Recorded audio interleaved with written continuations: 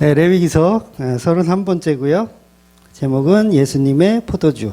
레위기 10장 8절에서 11절 말씀 같이 다시 한번 읽을게요. 여호와께서 아론에게 말씀하여 이르시되 너와 내 자손들이 회막에 들어갈 때에는 포도주나 독주를 마시지 말라. 그리하여 너희 죽음을 면하라. 이는 너희 대대로 지킬 영원한 규례라.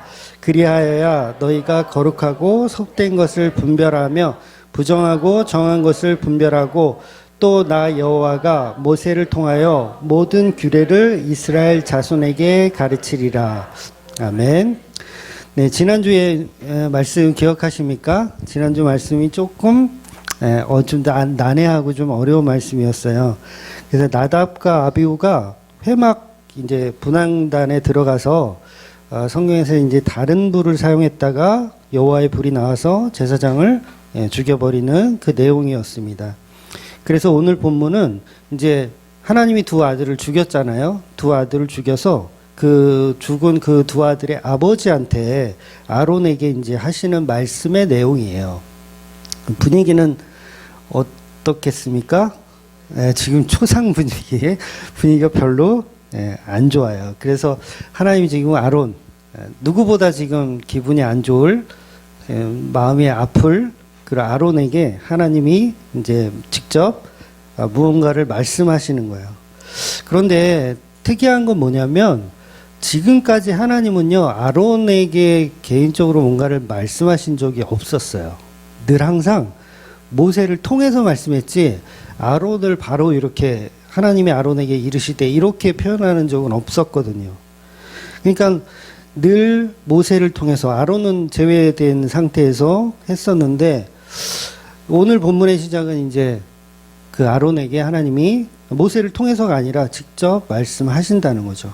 그만큼 이 지금 장자와 차자의 이 죽음은 하나님이 직접 뭔가를 말씀하실 만큼 절박하다는 그런 의미가 있는 거죠. 그리고 이제는 타락한 인간과 하나님의 중재는 모세에게만 있는 게 아니라 이제 아론에게도 그 역할이 이제 주어졌다라고 보는 거예요.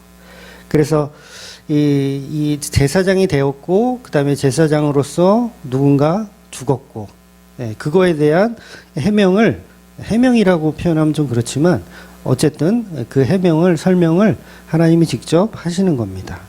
즉, 아들의 죽음으로 아론이 하나님과 이야기할 수 있는 자격이 생긴 거예요. 이건 또 놀라운 복음이죠. 그동안은 하나님과 대면할 수 있는 자격이 없었는데 그 아들의 죽음으로 인해서 이제 하나님과 대면할 수 있는 자격이 되었다라는 그런 어떤 복음적인 메시지가 본문의 시작에서 이제 드러나는 거죠. 그래서 이걸 복음적인 예표라고 하는 거예요. 복음적인, 누군가 희생이 있어야 하나님 만나주시는 시스템이에요. 참 독특하죠. 왜 그런 시스템을 만드셨냐면 예수님을 드러내기 위한 게 목적인 거죠. 그러니까 내가 너희를, 내 아들 예수가 죽고 나서 내가 너희들을 다시 이렇게 구원해 주는 거잖아요. 복음이잖아요, 이게.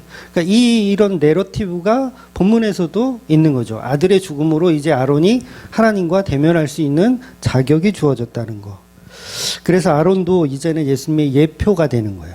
그동안은 이제 모세가 하나님의 예표, 예수 그리스도의 예표였다면 이제 모세도 예수 그리스도의 예표로, 그림자로 이제 사용되어지는 거죠. 그 중심이 뭐냐면 아들들의 죽음이라는 거예요. 아들들의 죽음. 그래서 하나님께서 아론에게 말씀하시기를 이제 너희 자손들, 이제 4명 중에서 2명이 죽고 이제 2명 더 남았잖아요. 그러니까 그 자손들을 이야기하는 거예요. 그 자손들, 너희 제사장들은 회막에 들어갈 때 이제 포도주나 독주를 마시지 말라는 거예요. 포도주를 마시지 마라.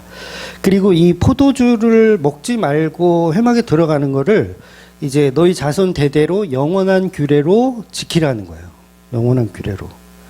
즉, 포도주를 마시고 술에 취한 상태에서 회막에 들어가면 이제 죽는다는 거예요. 죽는다. 그러니까 영원한 규례로 지켜라.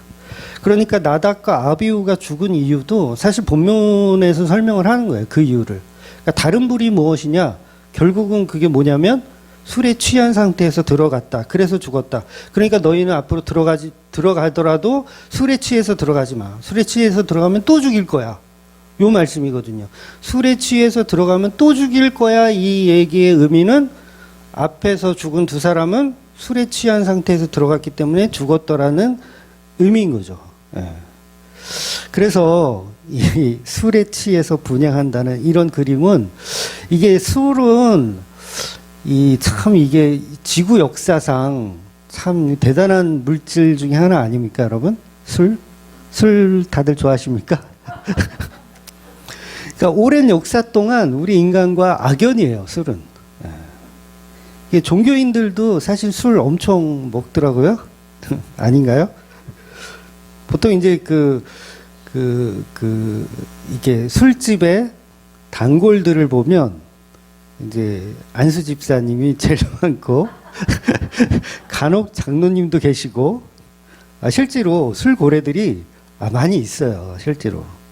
그래서 한국교회는 이게 대각성 운동은 제가 오전에도 말씀드렸지만, 그 대각성 운동에는 이제 술을 금기하는 그런 어떤 뉘앙스가 있어요. 그래서 우리나라는 이제 그 대각성 운동의 영향을 받아서 선교사들이 우리 땅에 오면, 우리 한국에 왔을 때 술 먹고 이런 걸 못하게 했어. 그러니까 별로 좋지 않다. 그래서 금기시합니다. 그래서 지금도 우리 한국 기독교는 뭐 세례식을 한다든가 아니면 뭐 안수 집사님 뭐 임직을 한다든가 이럴 때 보면 뭐가 있어요? 주초를 금하고 요게 꼭 들어가 있어요. 그러니까 선서를 시키죠. 뭐 세례 받을 때 앞으로 주초를 금하겠습니까? 이런 질문 같은 걸 하는 교회들이 많이 있어요. 그러니까 교회법으로 술 먹는 거는 금지되어 있는 거죠. 교회법으로. 물론 성경은 그렇게 이야기하진 않아요. 그래서 이 종교에서도 그렇게 금지함에도 불구하고 사람들은 여전히 술을 많이 먹어요. 그러니까 기독교는 금지하니까 많이 안 먹기는 하지만 천주교 같은 경우는 그냥 신부님도 이렇게 막 같이 먹는다고 하더라고요. 열심히 드시고, 그다음에 스님들도, 제가 아는 스님들도 찬술을 좋아하세요. 항상 취해 있어. 스님이. 그래서 취권이 거기서 나오나 봐. 항상 취해 계셔요. 그러니까 이 술이라는 것은 우리 인간의 역사에 정말 뗄래야 뗄 수 없는 것을 가지고 있다는 거죠. 그래서 본문에서도 포도주를 먹고 성막에 들어가지 말라는 것, 과연 이게 무슨 뜻일까라고 했을 때, 이게 술을 먹는 게 사실 그렇게 문제가 되는 건 아니에요. 나쁜 건 아니에요. 근데 실수를 하면 만약에 술을 먹고, 그러니까 지금 만약에 제가 하나님이라고 생각했을 때 술을 먹고 누가 들어와서 지금 분향을 해요. 그러면 제가 하나님이라면 그냥 따끔하게 혼나는 정도. 야, 술에 취하고 이러면 돼? 그러면 안 돼. 이렇게 따끔하게 혼낼 정도. 뭐 감봉 3개월이라든가 아니면 뭐 일주일 출입 금지라든가 아니면 뭐 한 달간 출교 뭐 이 정도로 끝날 것 같은데, 하나님은 지금 뭐라고 하시는 거예요? 다 죽이라고 하시는 거예요. 술을 먹고 이 성막 안에 들어오는 것들은 다 죽이라는 거. 그것도요, 지금 영원한 언약으로 지키래요. 영원히 지켜야 할 규례로 말씀하고 있는 거예요. 아니, 막말로 술 한 잔 먹을 수도 있지. 아닙니까? 저 술 먹는 거 보셨어요? 못 보셨어요? 한 잔 먹을 수도 있지. 토요일 날 설교 이렇게 준비 끝내놓고, 집에서 맥주 한 잔 마실 수 있어요, 없어요?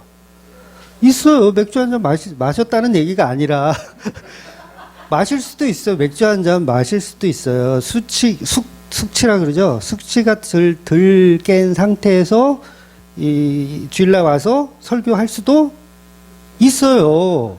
안 오는 것보다 낫잖아. 아예 그냥 안 오는 것보다 낫잖아. 술기가 좀 있어도 와서 설교할 수도 있어요.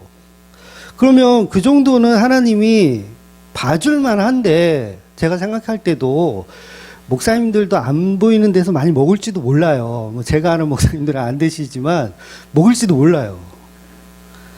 그러면 먹을 만도 한데, 좀 용서해 줄 만도 한데 죽여버리신다는 거예요. 납득이 안 되는 내용인 거예요. 너무나 무거운 처사. 오늘부터 매주 먹어야겠어. 반항할 거야. 아니, 먹을 수도 있지. 아니, 내가 술을 먹고 주정을 한 것도 아니고. 그냥 조용히 그냥 맥주 한 잔 먹은 게. 너무나 근데 이 처사가 좀 무겁다라는 생각이 든다는 거예요. 그래서 이것은요, 단순히 그냥 율법을 넘어서 복음으로 이해하셔야 돼요. 이 하나님의 이 조치, 술을 먹고 회막에 들어오면 죽여버릴 거야, 이 얘기에 대한 복음적인 의미로 들어야지 이걸 어떤 율법적인 도덕적인 어떤 그런 걸로 보시면 안 된다는 거예요. 특히나 구약에서 영원한 율법을 언급한다는 것은 이거는 우리가 지킬 수 있다 없다? 없다. 영원한 뭔가를 해라 했을 때 그거는 우리가 못한다는 얘기예요. 우리가 영원히 뭔가를 안 할 수 있나요? 불가능해요. 한 100일, 1000일 뭐 이렇게 참을 수는 있지만 결국은 영원한 건 없거든요. 인간은 유한하기 때문에 언젠가는 실수를 하게 되어 있어요. 그래서 영원히 지켜라는 하나님의 말씀은 무조건 그건 뭐다? 우리가 못 지키니까 그 영원히 지킬 무언가가 예표적으로 드러나야 되는 거예요. 그게 바로 예수 그리스도죠. 그러니까 오늘 본문도 술을 먹고 회막에 들어오면 죽여버릴 거야. 이걸 너희들이 영원한 규례로 지켜라고 했을 때 그걸 우리는 못 지키고 누가 지켜야 된다? 예수님이 지켜야 된다는 거예요. 그래서 불가능한 것을 요구할 때 항상 영원한 규례 이렇게 말씀하시는 거예요. 그래서 이 영원한 규례는 우리의 영역이 아니라는 거예요. 그래서 이 사건도 잘못 이해하면 그냥 이렇게 술 먹지 말고 교회 올 때 숙취 안 깨신 분들 혹시 있으면 돌아가라는 얘기가 아니라 그건 예수님께서 영원한 규례로 지켜내신다는 거예요. 그래서 본문은 이미 우리 인간은 못 지켰다로 시작하는 거예요. 그래서 사건이 먼저 벌어지고 율법이 주어지는 거예요. 나답과 아비후가 먼저 사건이 일어나고 그 다음에 율법이 주어지는 거예요. 그러니까 우리는 지킬 수 있다 없다? 못 지킨다. 그래서 영원한 규례는 말씀으로 주어지는 거예요. 그래서 우리는 안식일이라든가 할례라든가 여기에도 하나님이 영원한 규례로 지키라는 표현을 하시거든요. 안식일도 할례도 영원한 규례로 지켜라. 근데 우리는 안식일날 전기스위치 키면 안식일을 범한 거라 그랬죠. 전기세를 내야 되니까 안식일을 범한 거예요. 요새는 그 센서 등 있잖아요. 내가 가는데 센서 등이 갑자기 탁 켜져. 그럼 뭐예요? 거기서 무릎 꿇고 죽여주시옵소서 해야 돼. 왜? 안식일을 범한 거니까. 그 센서 등이 불이 켜짐으로 인해서 매매가 이루어지게 되는 거니까. 전기세를 납부해야 되는 대상이 되어버린 거니까. 그래서 우리는 영원한 규례를 못 지킨다. 그래서 인간은 할 수 없고 그 영원한 규례는 오직 예수님만 지켜낸다는 거예요. 그래서 이 말씀 속에서도 영원한 규례라는 표현은 무조건 예수님의 십자가 이야기하는 것이다. 이렇게 여러분이 해석을 할 수 있어야 된다는 거예요. 그 말은 곧 예수 그리스도가 지켜내는 규례에 대한 비유적인 말씀이라는 거예요. 그래서 이 비유적으로 성막에서 포도주를 마시고 죽으신 분이 누굽니까? 성막에서 포도주를 마시고 죽은 분이 누구냐면 결론부터 얘기하면 예수 그리스도예요. 성막에서 포도주에 취해서 죽은 분이 예수 그리스도. 이미 지난주에 설명을 드렸지만 그렇게 썩 이렇게 잘한 것 같진 않아요. 근데 오늘 본문도 그 맥락을 똑같이 전하고 있어요. 그래서 나답과 아비후의 죽음은 곧 십자가를 상징한다고 제가 미리 말씀을 드렸어요. 그래서 오늘 이 본문의 복음도 포도주라는 도구를 가지고 앞에 그 나답과 아비후의 죽음을 확정을 시켜주는 거예요. 여러분, 사람이 술에 취하면 어떻게 되죠? 사람이 술에 취하면 다 취해봤잖아. 왜? 아닌 척하고 있어. 취하면 사람이 단순해져요. 그렇죠? 아, 저만 그런가요? 사람이 단순해져요. 술에 취하면 복잡하게 생각 안 해요. 그냥 단순하게 어떤 동물적인 감각으로 이렇게 돼버려. 동물적인 감각으로. 한마디로 술을 먹으면 개가 돼요. 동물이 되는 거야. 술을 먹으면 개가 돼. 그래서 이성적인 판단을 하지 못하고 본능적으로 행동하고 움직이게 되죠. 그래서 술에 취하면 길바닥에다 옷을 이렇게 잘 개켜서 놓고 옆에서 신문지 덮고 자는 거예요. 왜 자요? 개가 됐으니까. 이성적인 판단을 하지 못하고 본능적으로 그냥 행동하게 되는 거예요. 그래서 술에 취하면 인간은 정상적인 판단을 하지 못하는 거예요. 짐승의 수준으로 판단합니다. 그래서 에베소서 5장 18절에도 보면 술에 취하지 말라 이는 방탕한 것이니 라는 표현도 하는 거예요. 그러니 술은 적당히 드셔야 돼요. 네, 적당히. 저는 술 먹으면 안 됩니다 이런 설교 안 해요. 드셔도 돼요. 그러나 적당히 드시라는 거예요. 개가 되면 안 된다. 개가 되면 안 된다. 그래서요, 아무리 인성이 좋아도 이 술 먹고 개가 되는 사람하고는 저는 손절해요. 실제로. 제 친구들도 몇 명 개들이 있어요. 그래서 손절해요, 저는. 그래서 이게 본문의 역설인데, 술에 취한다는 것은 정상적인 생각을 하지 못하고 한마디로 도라이가 된다는 얘기예요. 도라이가. 즉 예수님이 십자가에서 달려서 인간을 구원하는 게 정상적입니까? 아니면 도라이가 할 수 있는 짓입니까? 도라이가 할 수 있는 짓이에요. 나 이런 설교를 이렇게 주고받고 할 수 있다는 게 너무 감사한데, 예수님 도라이라는 얘기가 아니라 그만큼 정상적인 행동은 아니라는 거예요. 하나님도 마찬가지죠. 자기 아들을 죽여서 남의 아들들을 구원시키는 게 이게 정상적입니까? 이 도라이 비정상적인 거예요. 한마디로 이성적인 판단을 하지 못하는 술에 취한 상태의 모습을 표현하는 거죠. 그래서 십자가는 맨정신으로 질 수 있는 게 아니에요. 우리가 이성으로는 그걸 납득할 수 없는 행동을 예수님은 하고 계신 거예요. 즉 술에 취한다는 건 자기 의지가 아니라 다른 분의 의지를 갖고 있다는 얘기예요. 그래야 십자가를 질 수 있어요. 그래서 이것을 성경에서 예수님의 순종이라고 하는 거예요. 성령의 감동이라고도 하고요. 그러니까 예수님이 본인의 의지대로 십자가를 지신 게 아니에요. 왜냐하면 성부 하나님과 부딪힘이 있었어요. 나 이거 꼭 해야 돼요? 예수님 본인 의지가 뭐였냐면 이 잔을 내게서 거두어 주옵소서예요.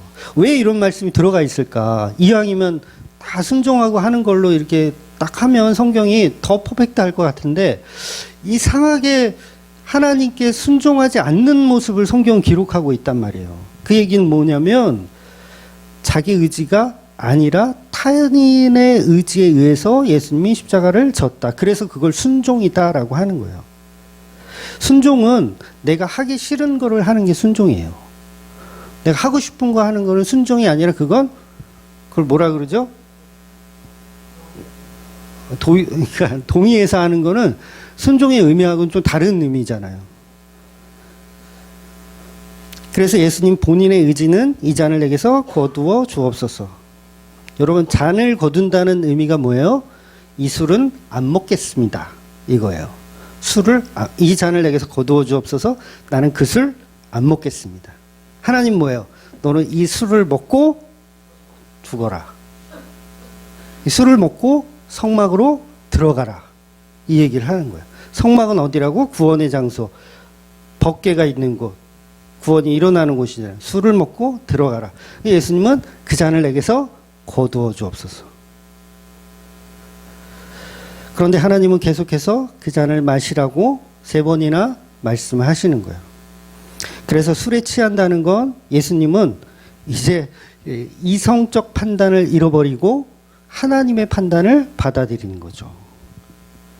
그래서 그렇게 순종하여서 그 잔을 마시는 것이 바로 십자가라는 거죠. 그래서 예수님이 이 땅에 오셔서 유대인들에게 예수님이 자신을 소개할 때 그런 표현을 해요. 이게 유대인들이 예수님이 그러거든요. 유대인들한테 나는 포도주를 즐기는 사람이다. 이런 표현을 해요. 실제로 나는 포도주를 즐기는 사람이다. 왜냐하면 예수님보다 세례 요한이 먼저 오잖아요. 예수님보다 한 몇 개월 이제 먼저 태어나서 먼저 사역도 먼저 해요. 사역을 하는데 세례 요한은 포도주를 먹을까요? 안 먹을까요? 세례 요한은 안 먹어요. 그러니까 포도주를 먹는다는 자체가 뭐예요? 굉장히 타락한 것 같고 경건하지 못한 것 같고 그런 뉘앙스예요. 그래서 나시린들도 포도주를 안 먹거든요. 그래서 경건하지 않은 거예요. 포도주를 먹는 거는. 그런데 세례 요한은 안 먹는데 예수님은 어때요? 먹어요. 포도주를. 그것도 혼자 숨어서 이렇게 몰래 먹는 것도 아니고 대놓고 막, 야, 우리 예배 끝났으니까 회식 가자. 딱 회식 가서 여기 호프집 가가지고 이렇게 막 먹는 거야.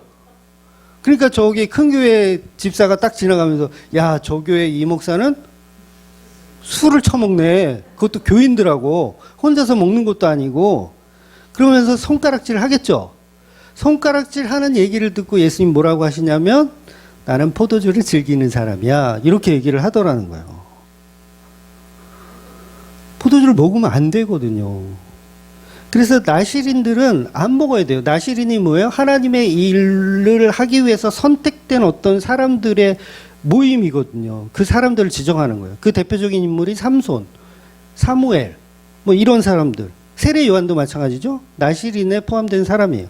그런데 이 세례 요한은 경건하게 포도주를 입에도 대지 않고 거룩하게 사역을 다 하고 있는데 예수라는 사람은 이상하게 술을 먹는데 혼자 먹는 것도 아니고 세리와 죄인들과 같이 술을 먹어요.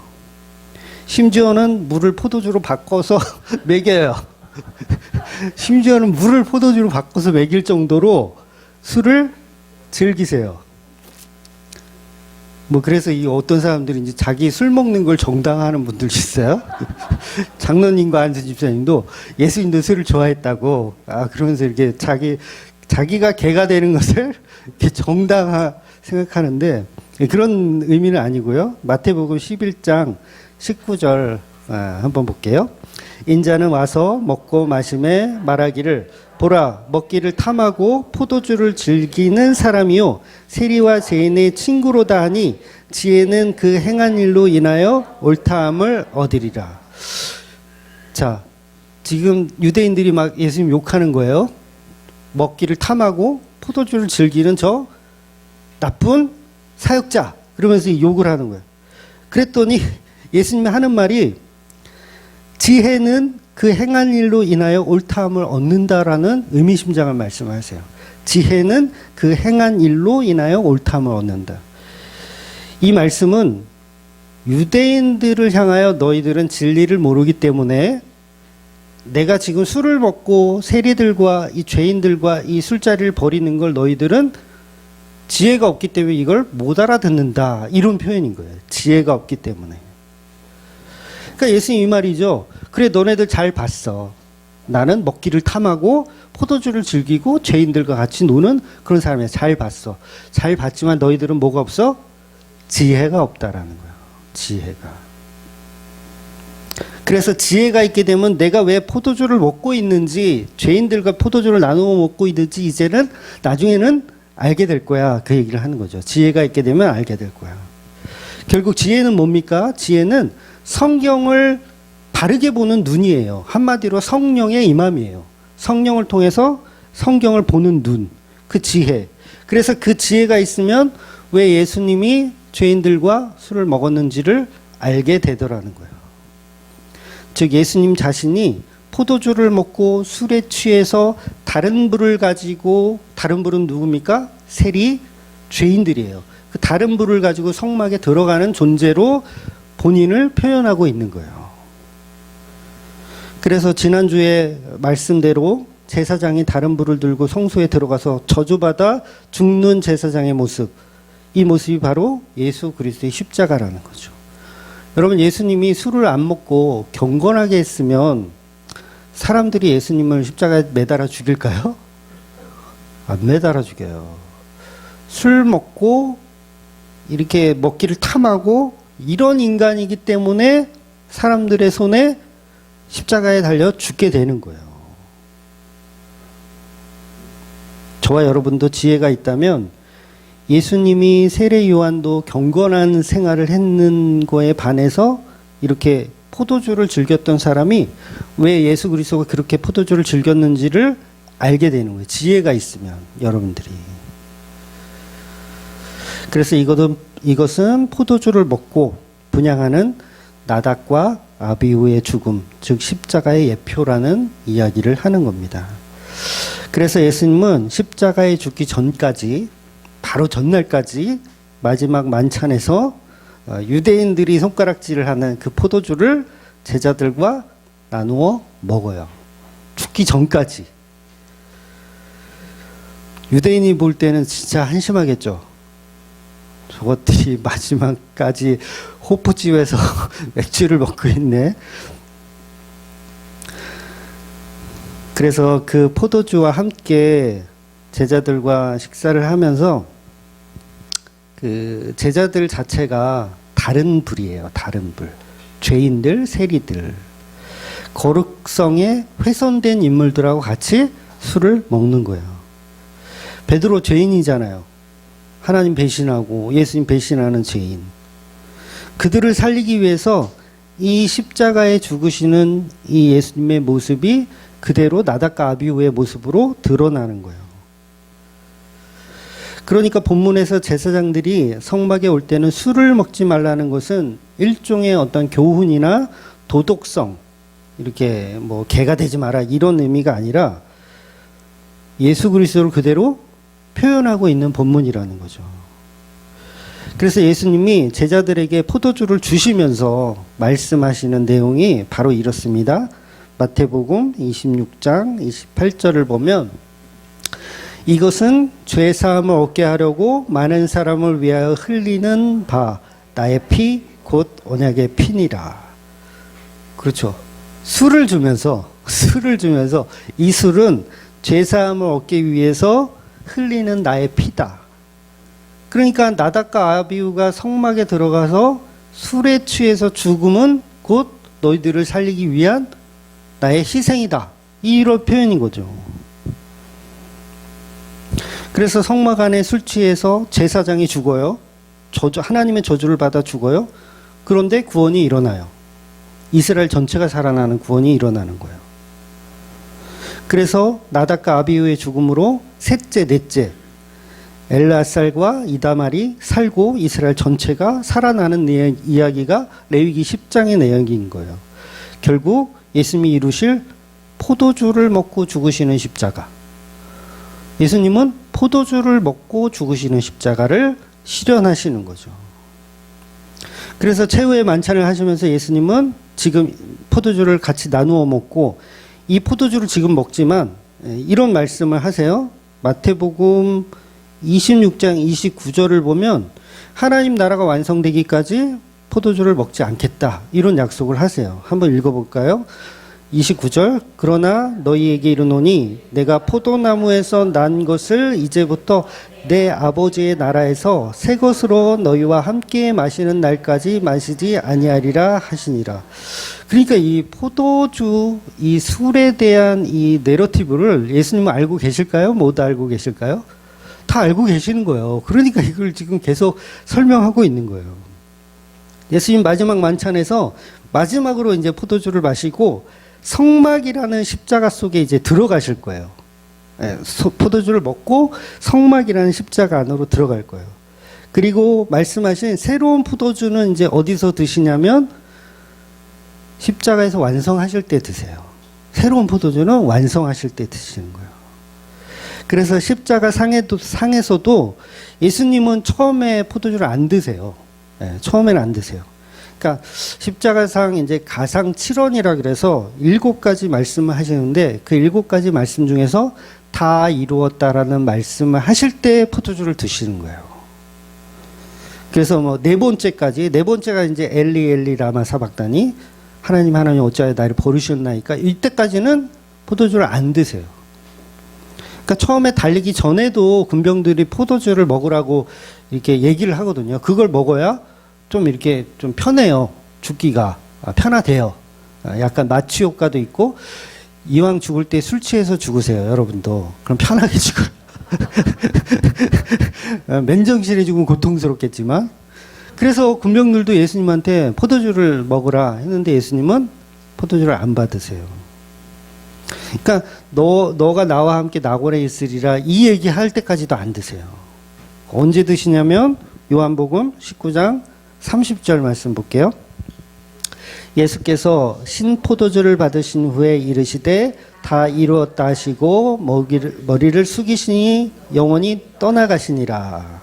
그렇죠? 다 이루었다 하시고 내 영혼을 아버지께 맡겨드립니다 하실 때 포도주를 마지막으로 드시는 거예요. 그러니까 다 이루었다. 포도주를 먹는 거죠.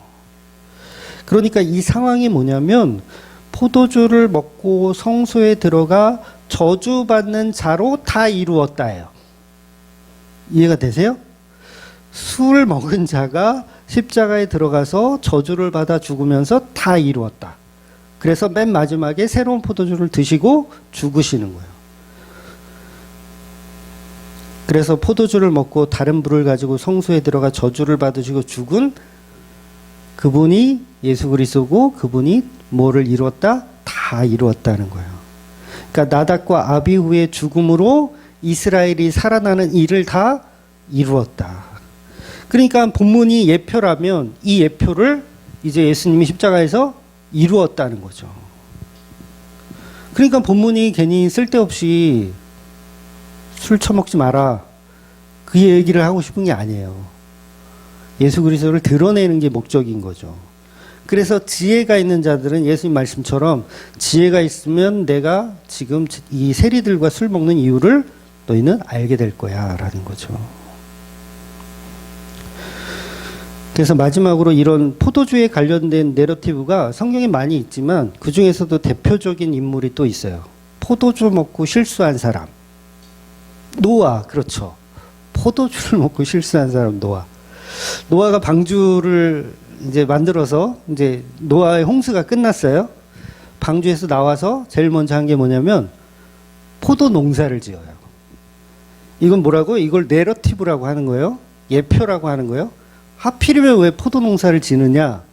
사과 농사도 있고 뭐 딸기 농사도 있고 벼 농사도 있고 많을 텐데 왜 하필 포도나무냐? 왜냐하면 예수님이 나는 포도나무요, 너희는 가지다. 이걸 완성하려면 내러티브가 먼저 있어야 되거든요. 예표가. 그래서 예수님도 포도나무를 가지고 본인이라고 얘기해요. 그러면 노아가 나오자마자 뭘 한 거예요? 예수 그리스도를 이 땅에 홍수가 끝난 이후에 설파하는 거죠. 그런데 어느 날은 이 포도 농사가 잘 됐는지 이 포도만 먹으면 됐지 이걸 또 발효를 시켜가지고 포도주로 만들었나 봐요. 그래서 이걸 먹고 장막 안에서 벌거벗고 자요. 장막 안에서. 나답과 아비후가 어때요? 비슷해요? 안 비슷해요? 비슷하죠? 장막 안에서 술이 취해서 자고 있는 거예요. 나답과 아비후와 같은 연관성이 있어요. 그래서 술에 취해서 장막 안에서 자는 자 노아. 그런데 노아는 어떤 자입니까? 하나님의 은혜를 받은 자예요.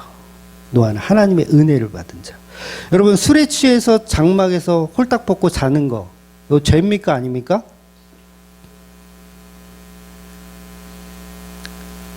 아무것도 아니에요 이건.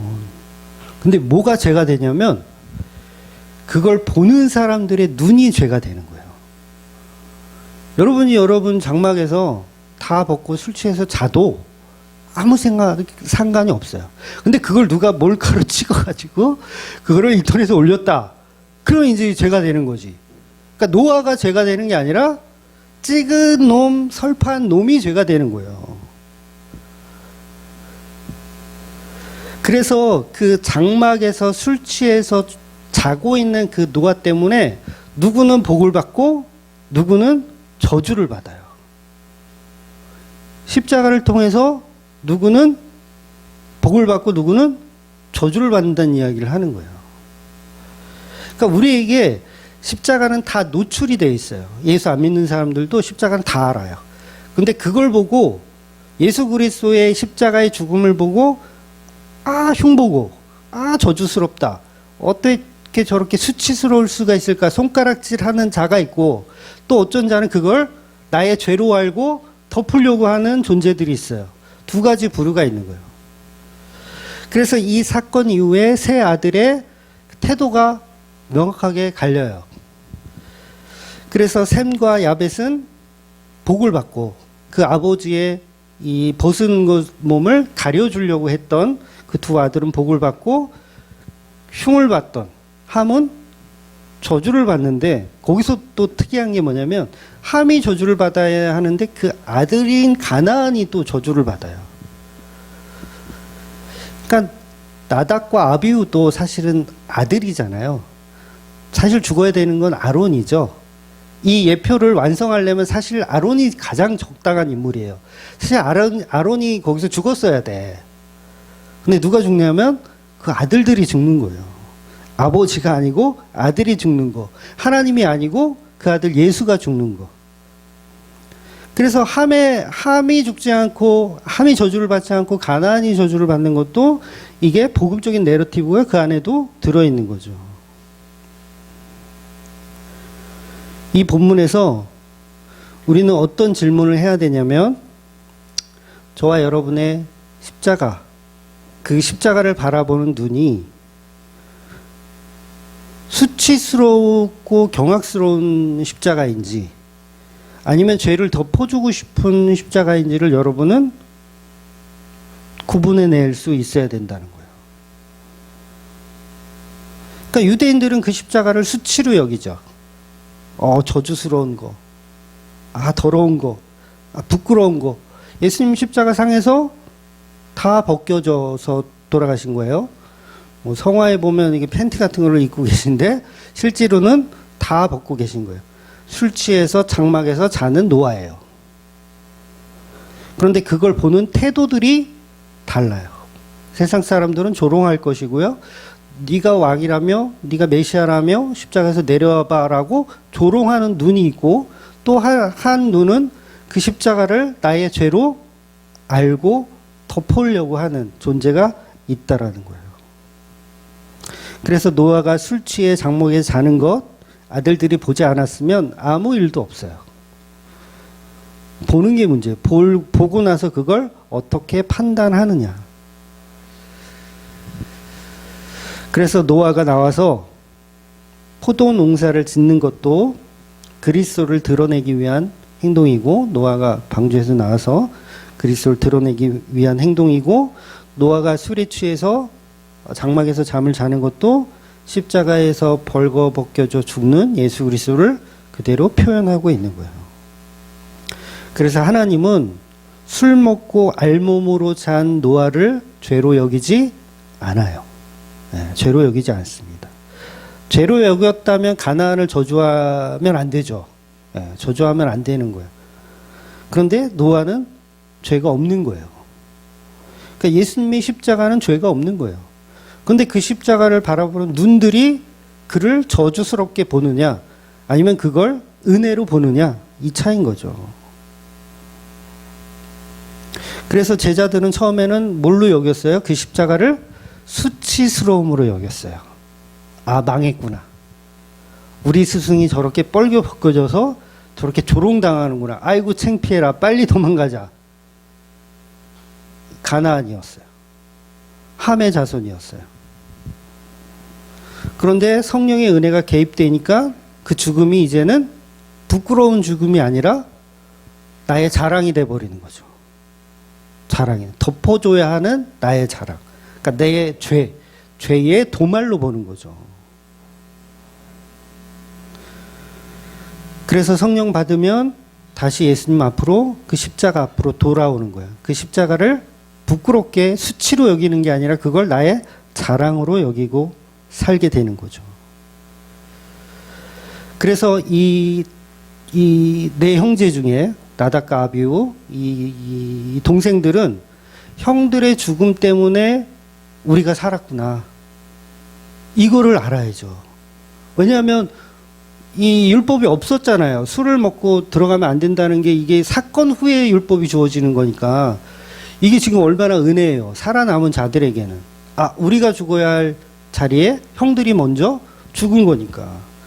그러니까 저와 여러분이 사실은 십자가에서 죽어야 하는 자들이죠. 술에 취해서 제정신 아닌 개로 사는 우리가 먼저 십자가에 달려서 죽어야 하는데, 마땅히 죽어야 하는데, 예수 그리스도가 죄인된 모습으로 죽더라는 거예요. 그러니까 여러분, 술 먹고 성막에 들어가는 게 잘했다라는 게 아니에요. 우리가 그렇게 마저 죽어야 할 존재인데 그 일을 예수님이 먼저 했다는 거예요. 그래서 살인하지 마라, 그러면 죽여버릴 것이다 라는 율법이 있으면 우리는 그걸 못 지켜서 죽는데, 예수님이 그 율법에 맞아서 먼저 죽으시더라는 거예요. 먼저.